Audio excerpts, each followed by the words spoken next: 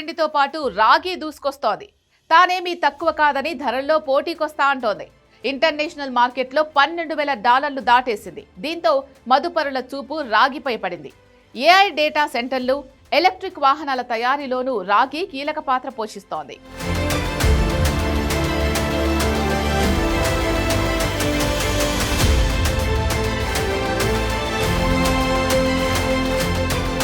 సాధారణంగా మనం పెట్టుబడి అనగానే బంగారం లేదా వెండి గురించి ఆలోచిస్తాం. కానీ ఇప్పుడు ప్రపంచ మార్కెట్లో రాగి సంచలనం సృష్టిస్తోంది. కొంతకాలంగా రాగి ధరలు ఆకాశాన్ని తాకుతూ ఉండడంతో పెట్టుబడిదారులు, పారిశ్రామికవేత్తలు షాక్కు గురవుతున్నారు. అంతర్జాతీయ మార్కెట్లో కాపర్ రేటు $12,000 దాటేసింది.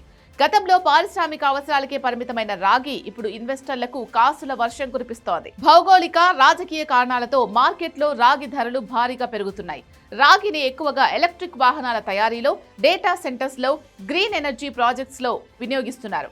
అమెరికా విధించిన సుంకాలు కూడా రాగి ధర పెరగడానికి ఒక కారణమని నిపుణులు చెబుతున్నారు.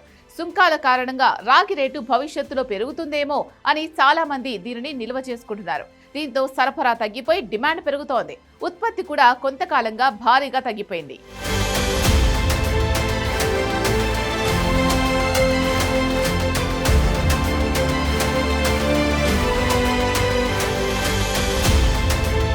(2005) బంగారం, వెండి ధరలు వరుసగా 70%, 140% పెరిగాయి.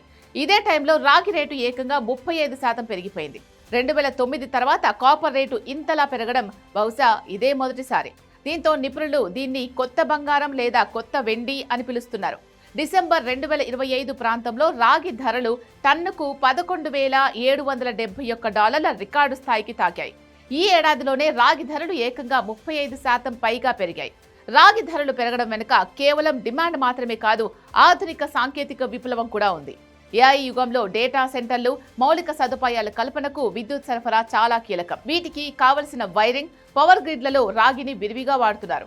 ఎలక్ట్రిక్ వాహనాలు, గ్రీన్ ఎనర్జీలో రాగిని వినియోగిస్తున్నారు. Solar panels, wind turbines, electric కార్ల తయారీలో రాగికి ప్రత్యామ్నాయం లేదు. దీనివల్ల గ్లోబల్ ఎనర్జీ ట్రాన్సిషన్ రాగికి భారీ డిమాండ్ వచ్చింది.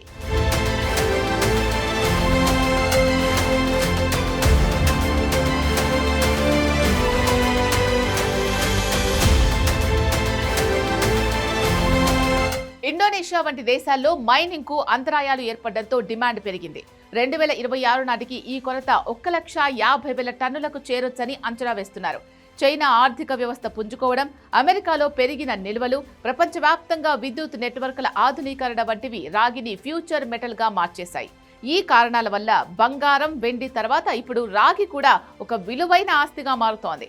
రాగికి ఉన్న డిమాండ్ చూసి ఇన్వెస్టర్లు ఇప్పుడు ఎక్స్చేంజ్ ట్రేడెడ్ ఫండ్స్ వైపు మొగ్గు చూపిస్తున్నారు. కెనడాకు చెందిన స్ప్రాడ్ అసెట్ మేనేజ్మెంట్ ప్రపంచంలోనే మొదటి ఫిజికల్ కాపర్ ఫండ్ను ప్రారంభించగా అది ఈ ఏడాది 46% లాభాలు ఆర్జించింది.